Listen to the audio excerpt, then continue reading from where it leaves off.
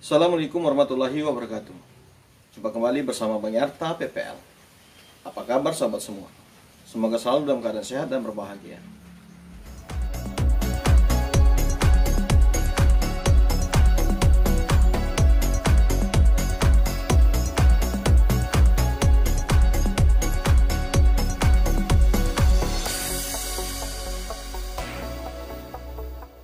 Pada konten kali ini kita akan berbicara lebih banyak masalah kartu tani.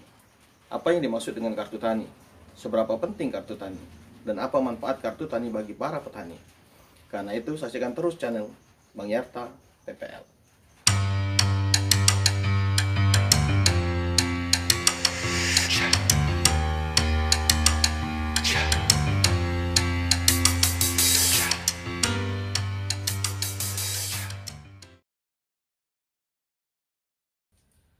Kartu tani adalah kartu yang dikeluarkan oleh perbankan petani untuk digunakan dalam transaksi penebusan pupuk bersubsidi melalui mesin Electronic Data Capture atau EDC di pengecer resmi. Kartu taninya itu merupakan alat transaksi yang berupa kartu debit yang sanggup dipakai untuk membeli pupuk bersubsidi. Kartu tani sanggup dipakai untuk memonitor penyaluran pupuk bersubsidi yang anggarannya memakai APBN. Menurut keputusan Direktur Jenderal Prasarana dan Sarana Pertanian nomor 11 garing KPTS garing SR 310 garing B garing 03 2020 tentang petunjuk teknis pelaksanaan penyediaan dan penyaluran pupuk bersubsidi tahun anggaran 2020, bahwa pupuk bersubsidi adalah barang dalam pengawasan yang pengadaan dan penyalurannya mendapat subsidi dari pemerintah untuk kebutuhan petani di sektor pertanian.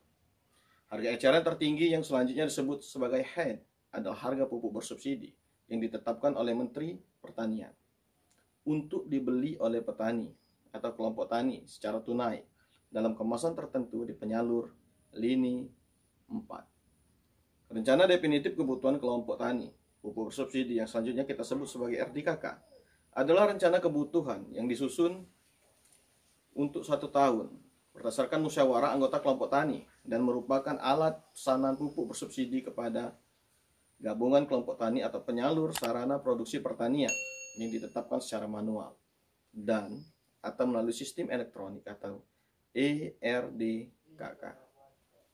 ERDKK adalah bentuk lain dari RDKK yang berupa web based dengan tambahan atribut antara lain berupa nomor induk kependudukan.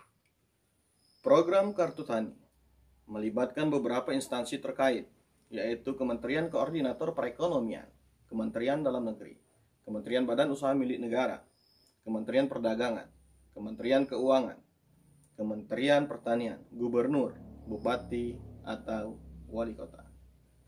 Input RDKK menjadi ERDKK menggunakan mekanisme sebagai berikut. Yang pertama, penyuluh pertanian melakukan pendampingan dalam penyusunan RDKK di kelompok tani untuk semua subsektor RDKK yang sudah disepakati, dibuatkan dalam format Excel sesuai dengan format ERDKK, lalu diserahkan kepada admin ERDKK. Yang kedua, admin ERDKK mengupload data subcopy RDKK tersebut ke dalam sistem ERDKK Kementerian Pertanian. Yang ketiga, koordinator penyuluh atau Korlu memverifikasi dengan membandingkan data yang sudah diupload dan data hardcopy RDKK yang sudah disepakati oleh kelompok tani dan disetujui oleh penyuluh pendamping.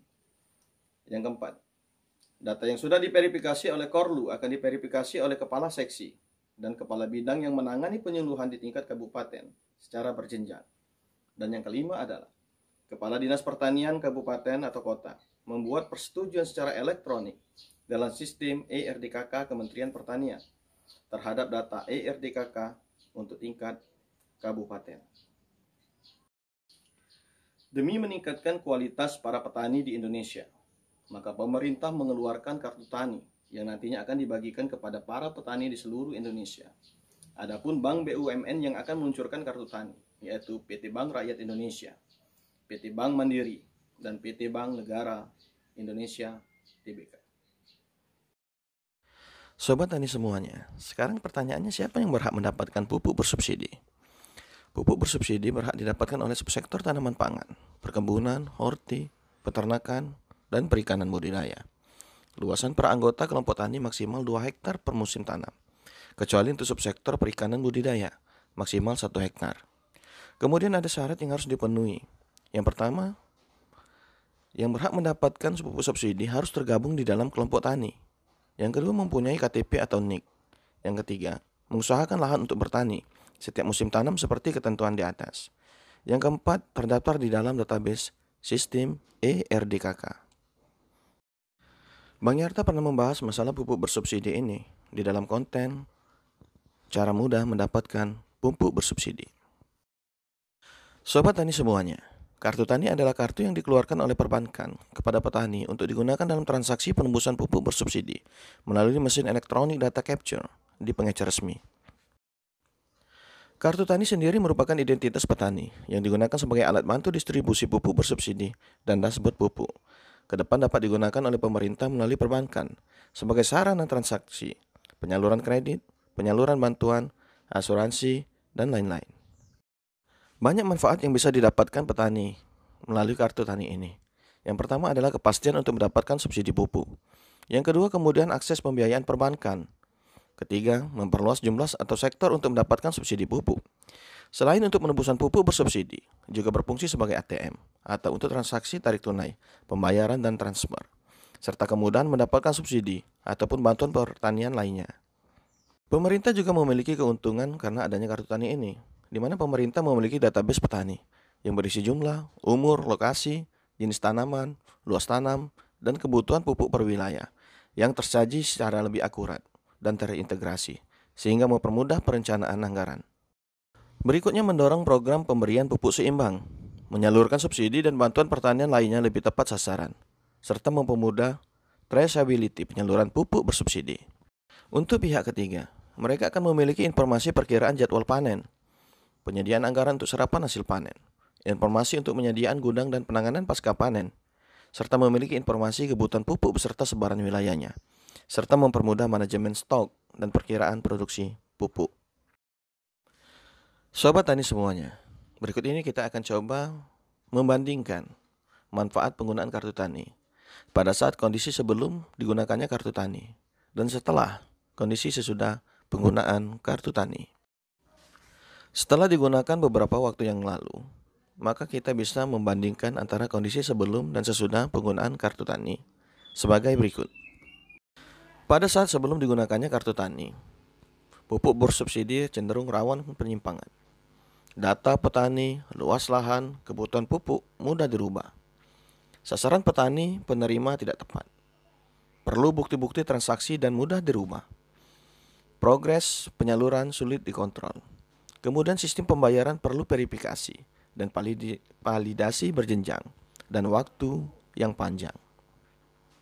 Penggunaan kartu tani meminimalkan penyimpangan. Data petani berbasis NIK, hasil pemadanan Dukcapil lebih valid.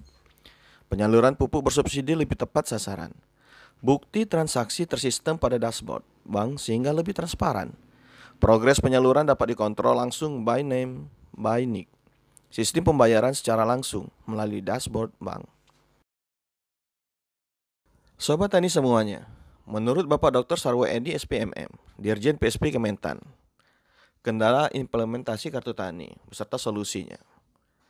Yang pertama, terdapat data petani di ERDKK yang belum sinkron dengan data bank, sehingga menghambat cetak kartu dan distribusinya. Solusinya adalah dinas berkoordinasi dengan bank dan Disdukcapil setempat. Keterbatasan pola distribusi kartu tani karena masa pandemi. Solusinya, distribusi kartu dikoordinir penyuluh atau BPP setempat dengan bas dan tanda terima per petani. Kesulitan sinyal atau listrik pada beberapa wilayah yang menghambat proses transaksi. Solusinya sudah disampaikan surat ke Kemenkominfo, Kemenko Perekonomian untuk fasilitasi akses internet. Implementasi kartu tani sebagai bentuk perlindungan pemerintah kepada petani sesuai dengan Undang-Undang Nomor 19 Tahun 2013 tentang perlindungan dan pemberdayaan petani. Pada pasal 3, menyediakan prasarana dan sarana pertanian yang dibutuhkan dalam mengembangkan usaha tani. Pasal 12 dan 13, pemerintah dan pemerintah daerah sesuai dengan kewenangannya bertanggung jawab atas perlindungan petani. Pasal 19. Pemerintah dan pemerintah daerah sesuai dengan kewenangannya bertanggung jawab menyediakan sarana produksi pertanian, sebagaimana dimaksud secara tepat waktu dan tepat mutu, serta harga terjangkau bagi para petani. Dan pada pasal 21, pemerintah dan pemerintah daerah sesuai dengan kewenangannya dapat memberikan subsidi benih atau bibit tanaman, bibit atau bakalan ternak, pupuk, dan atau alat dan mesin pertanian sesuai dengan kebutuhan. Berdasarkan Peraturan Menteri Pertanian Nomor 49 Tahun 2020 tertanggal 30 Desember 2020, harga eceran tertinggi pupuk bersubsidi sebagai berikut. Pupuk urea per saknya harganya Rp112.500, ZA Rp85.000, SP36 Rp120.000 per sak, NPK Ponska Rp115.000 per sak, dan Petroganik Rp32.000 per sak. Oke Sobat Tani semuanya, itulah penjelasan singkat dan sederhana mengenai kartu tani. Semoga bermanfaat untuk kita semua. Oh ya, kembali Bang Yarta mengingatkan, untuk sobat semua yang baru pertama kali mampir ke channel Bang Yarta PPL, jangan lupa tekan like, share, dan nyalakan loncengnya agar mengetahui info-info terbaru dari Bang Yarta PPL. Salam tani, maju terus pertanian Indonesia.